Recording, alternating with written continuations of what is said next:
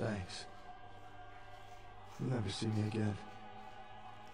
I'm gonna go somewhere no one will ever see this face again.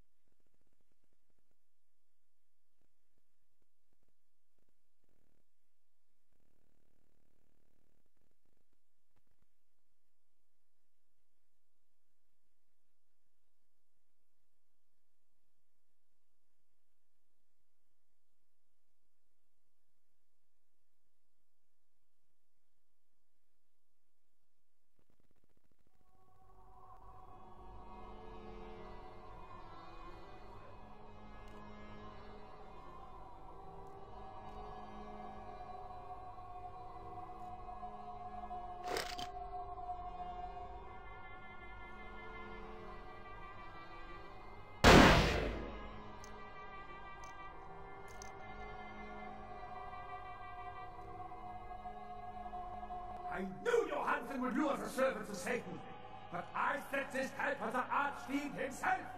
Where is LACROIX? He is under divine protection. If you want him, come take him if you can.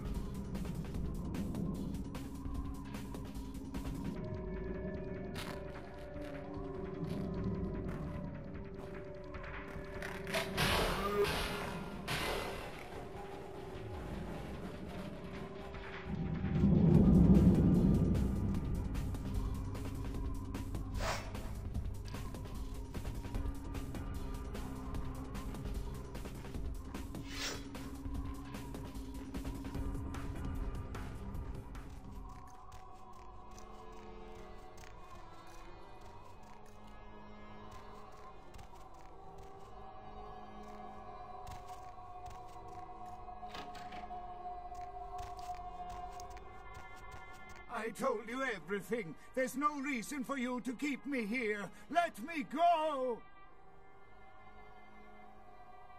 I am an archaeologist. You can't hold me here like this. I am a hostage.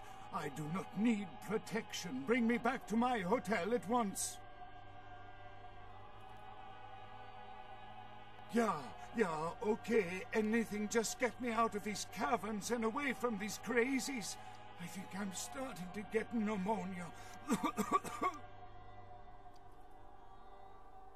The sarcophagus? You went through all that trouble for the sarcophagus? Yeah, I'll tell you. But don't you think it would be better to get out of here before those men come back? I guess if you can get all the way here, you deserve the answers. But can I make one request first? After I answer your questions, you help me escape. All right. Where should I begin? Let's start with the history of the Ankaran sarcophagus. That is a long and interesting legend, lost and found throughout the ages. Tell me, are you familiar with the Assyrians? Yeah, well, the markings on the sarcophagus seem to hint that it is from sometime between 1050 and 800 BC, which was a period of fierce expansion by the Assyrians. Oddly, for those years, only one king shows up on the historical record. While most likely he wiped all evidence of his predecessor's existence or passed the name to his heirs, one monarch, Mesarach, the one-eyed king, is given credit for the territory and achievements of this time. But he would have had to have been over 250 years old, like Dracula or something. I find it hard to believe a sarcophagus with a person as important as Mesarach could remain in, pristine or intact condition for so many years, but this is who is believed to be contained within. An educated guess? Maybe you have not heard. It was stolen from the museum before we had a chance to open it. Usually, we use equipment to carbon date, X-ray, and take air samples before we pry open the lid.